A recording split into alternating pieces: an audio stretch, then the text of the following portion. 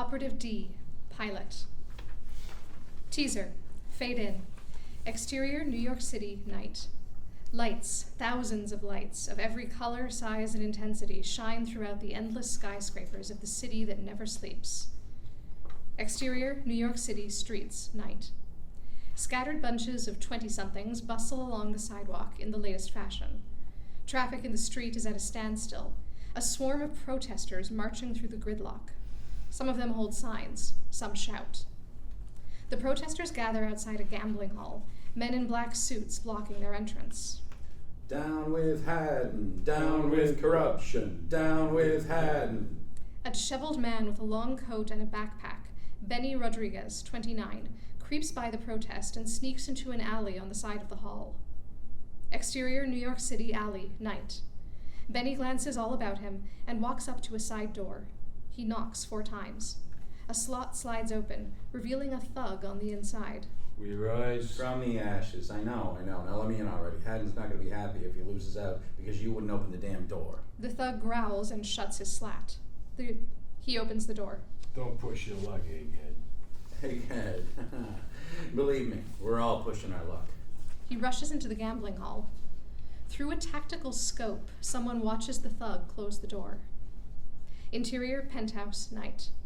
Benny walks out of an elevator into a lavish office space, decorated with the best money can buy, the city visible from the windows. 6 guards stand around the room, all of them heavily armed and wearing bulletproof vests. Cole Hadden, 35, the perfect picture of the cocky businessman, swaggers into the room in a suit worth more than most houses. He grins. Benny, my favorite brown man. Hadden. Now what have I told you? Call me Cole. How you doing? You never come around anymore. I've been wanting to show you this new view for ages. You can see the whole damn city from up here. Benny glances at the windows. You installed what I told you to, right? Yeah, they're bulletproof. Don't worry.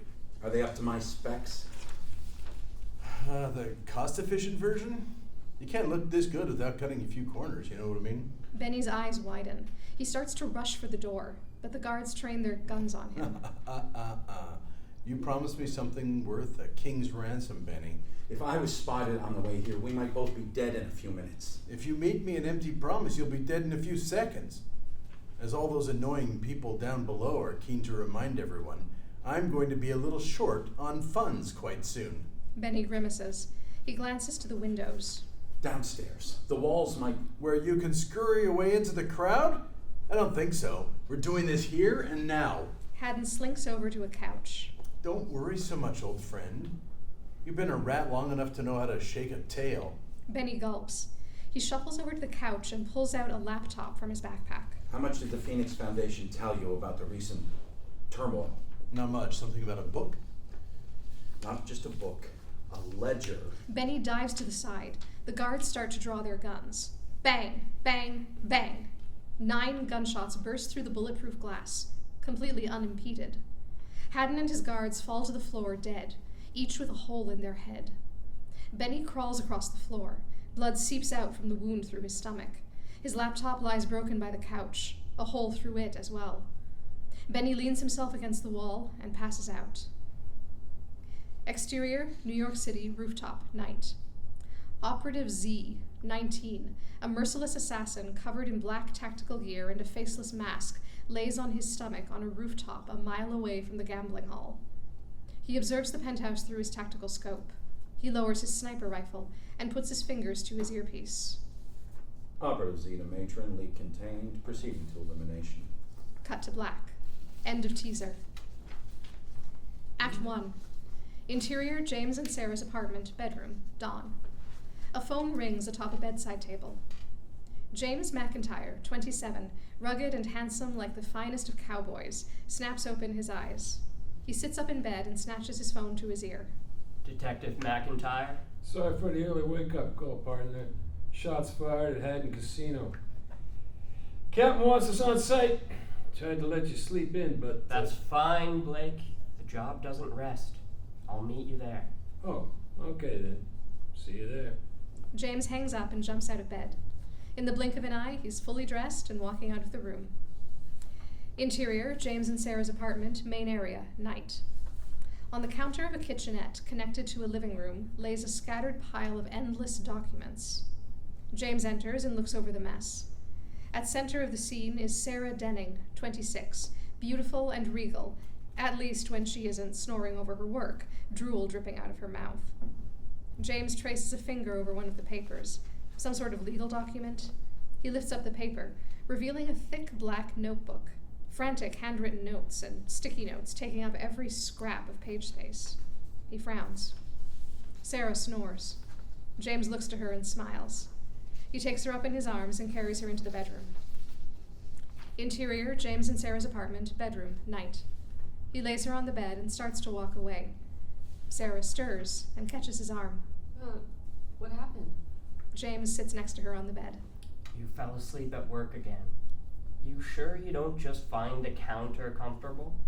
We can move it in here if that'll help. No, that's fine. I'm sorry.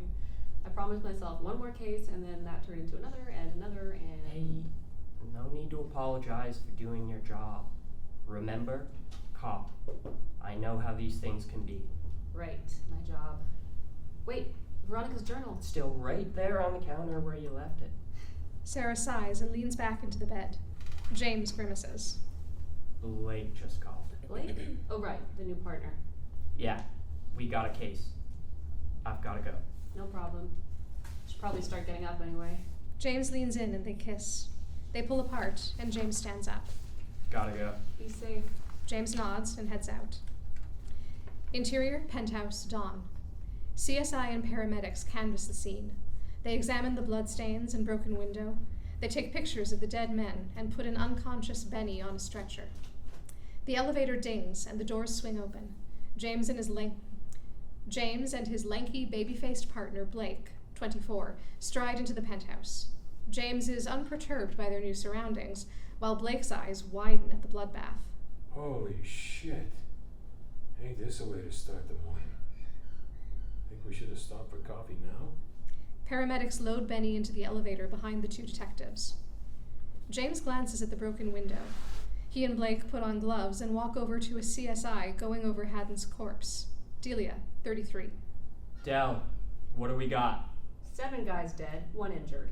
All of them shot, with the security and their bosses here getting knocked right through the head. They were gone before they even knew what happened. Thank God for small mercies. Any IDs? Well, the lack of faces means we're a bit stalled on that front, but security footage from just before it all went down confirms that this guy is the infamous Cole Hadden. That guy who got caught embezzling that foundation thing? Phoenix Foundation? And yes. A guy who steals from a nonprofit is sure to have a lot of enemies. James glances around the room. His eyes lock onto the shards of glass scattered around the room. He kneels down and examines it. Does the footage show who killed him? It cuts out just as the injured man entered. Great. Our killer covered all his bases before breaking in. They didn't break in. They shot through the window. That's why the glass came inward. Delia raises an eyebrow. James, that glass is bulletproof.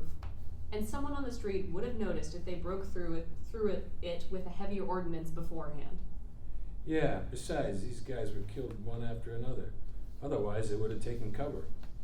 I know some good snipers in the army, but none of them could kill 7 guys with 7 headshots that fast. They'd have to adjust their aim, recalculate for wind resistance, and again, someone on the street would have heard the shots. Unless they used a silencer or something, but then... But then it wouldn't have had the strength to break through the glass. If it ever could. Wait.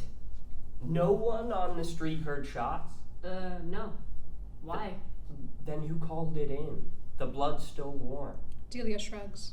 The guy didn't give us a name before he hung up. Almost thought it was a prank until we got here. Maybe our one not dead guy phoned after he hid, but before he passed out? James frowns. He stands up and marches for the stairs. Where are you going? You can't question him. The guy's still unconscious. Yeah, but if he didn't make the call, then he's in serious trouble. Why? Because there's only one other person who knew that this happened. He dashes down the stairs.